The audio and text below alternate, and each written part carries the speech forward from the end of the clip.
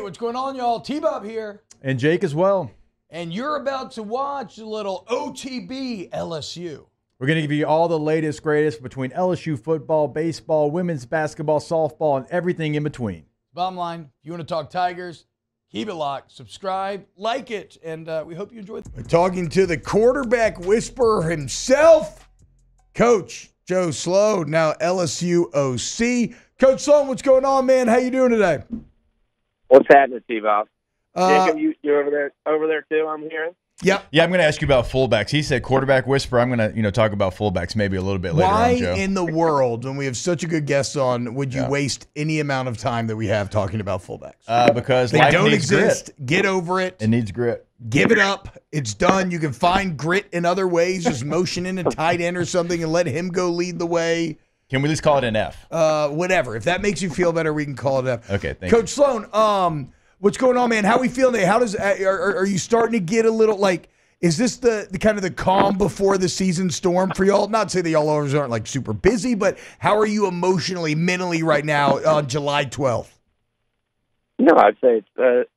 I would definitely say it's an opportunity to relax a little bit here and there. I mean, our guys are still working hard in the weight room every day, so trying to stop by the office when we're in town and see them, and recruiting never stops. But it definitely is a different pace than what we're used to, yes.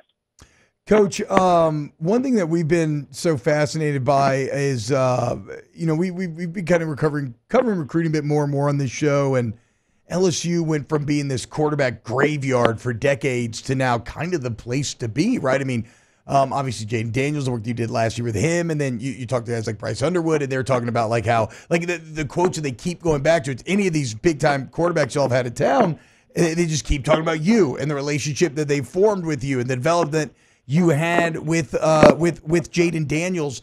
What are you? How do you form these relationships with these kids that you don't really know when you only kind of get limited time with? Like, how are you able to make such an impact? Well, obviously, I can't comment on too many specifics on. No, this is a general. Guys. We are not talking about any players specifically. This is just like a general. I have a top flight recruit. Here is kind of how. Here's my process. Yeah, I don't want to have to come work for you guys permanently. But you know what? No, we have unbelievable people in our building, right? So I think when it comes to recruiting any position, it's getting those guys to come over to campus, meet our staff as early as possible, but not just our football staff, but everyone in the weight room, right? The guys in the training room. Jack Marucci, obviously, who's extremely involved with our quarterbacks and just some different things from an analytical side or different teaching tools that we're using, and seeing everything we have to offer. When I first got here, just seeing all the different people we had around the building and kind of Coach Kelly's philosophy, just a scientific approach, just a data approach in everything that we do from a development standpoint. I wanted to make sure that we did the same thing with quarterbacks specifically. And I think we have a lot of people around our building who are extremely involved with our quarterbacks in different ways that lend to their expertise, helping our guys to the best, to be the best they can be. And we just try to show guys when they come on campus, recruits when they come on campus, we try to show them that kind of plan, what we teach. And then I think we have an unbelievable scheme that challenges the quarterback and puts them in a position to not only, right, obviously achieve unbelievable things while they're in college, but get them prepared for the next level too. Coach, I want to talk about your quarterback who is a unicorn in Garrett Nussmeier. I say unicorn because nobody waits around anymore. Nobody sits there behind really good quarterbacks and waits their turn, and knowing that they're also a really good player, and also knowing that when they've gotten some time on the field, they've actually played really well. What was it like getting a chance to work with him as the starter for that bowl game, and what have you seen from Nuss, being where he was this backup but was the ultimate teammate, and now this is actually his team, his offense, he's the leader? Yeah, I think, obviously the biggest thing is, and I think in the quarterback room you can do this, you really got to individualize the coaching in terms of what every guy needs, because everybody's so different, right? How they think, their emotions, right? Who they are as a person, their strengths physically, all those different things. So I think what we've been able to do a really good job of here with Coach Kelly and some of the other people that have worked with the quarterbacks is really having a plan for each one to make them, continue to develop and be their absolute best. And I think that's what Garrett really felt over the last couple of years is we were able to really set a plan for him and maybe be a mirror for him to where he can have a good vision of himself and what he needed to improve on. And I think he's done an unbelievable job of attacking that. But obviously once, probably in the bowl game and then into spring ball, the mindset changes a little bit, right? Because you're not sitting there, your role changes, right? Yeah, you're the man. I think what I was really proud of Garrett is I watched him and he didn't go force anything. He worked. He's trying to follow his process and trying to be a leader, but doing it organically, right, and just coming in and doing it out of consistency and trying to develop relationships with his teammates and be there for those guys. So that's what I've been probably the most proud of. We're talking to Coach Joe Sloan here on Off the Bench. Coach, co-OCs, yourself, Cortez Hankton, outside looking in, it's always interesting kind of parts like how that workflow and relationship and everything works. How has it been kind of creating this new hierarchy over this offseason? Even going back the last couple of years, we've had just an excellent offensive staff who's worked together extremely well. So many smart people in the room. And what we try to do is really take all those ideas and put them together to where it fits us best, right? And give our guys the best chance to succeed.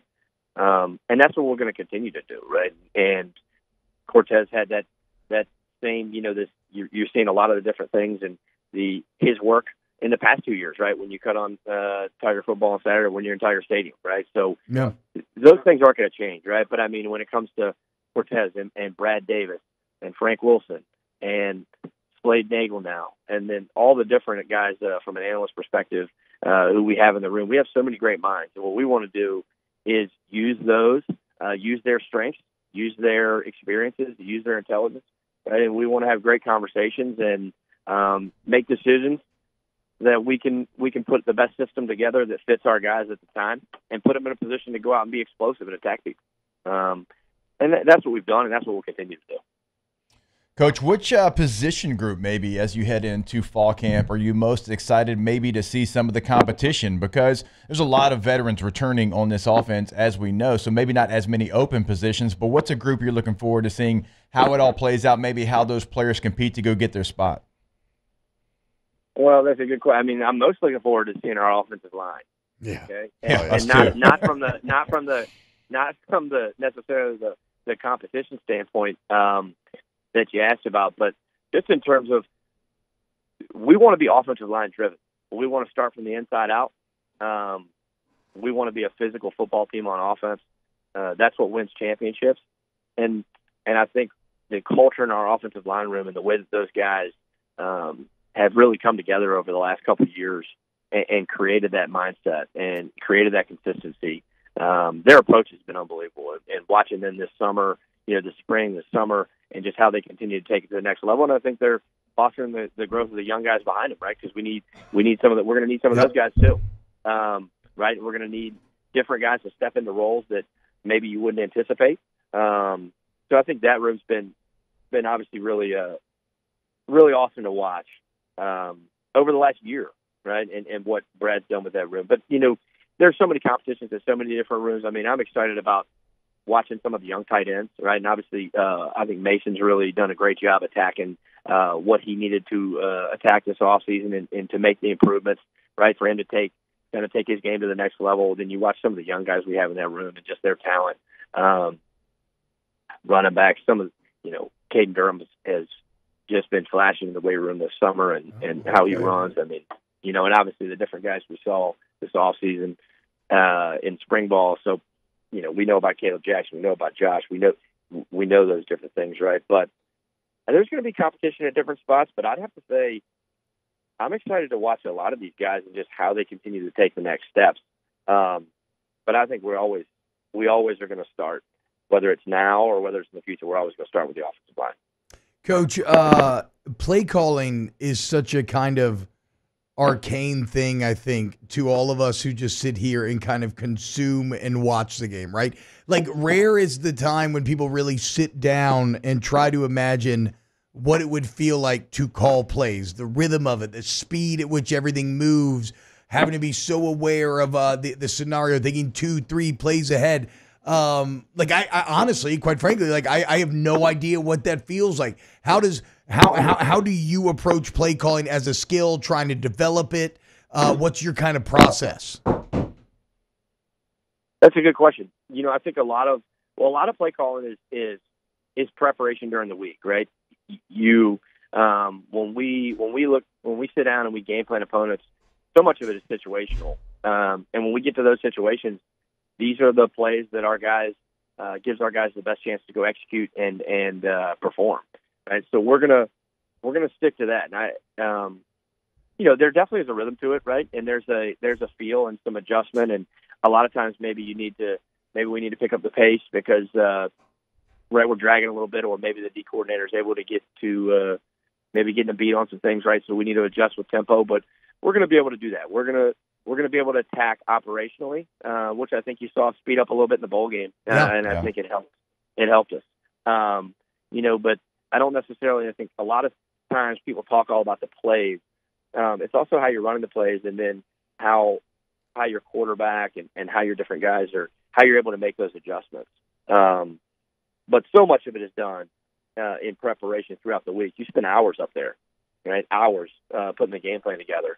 And you got to put it together in a way so when you get to those situations, you already know what the best call is for us to go execute and be successful. Coach, one big change that is coming this season that I think most of us would have loved to be around in our day is you got in-helmet communication, and I believe you have tablets on the sideline, right? Like I think you'll be able to see the film actually of what just went down on the sideline. I feel like that's kind of going to be huge. How do you feel as a coach who's got to communicate those responsibilities to your players? Well, I think it's massive. I mean, one, let's talk about the tablets a little bit. But, if something happens, right, and both of you guys know this, you come off the sideline and coach is sitting there saying, well, hey, we saw this from the box.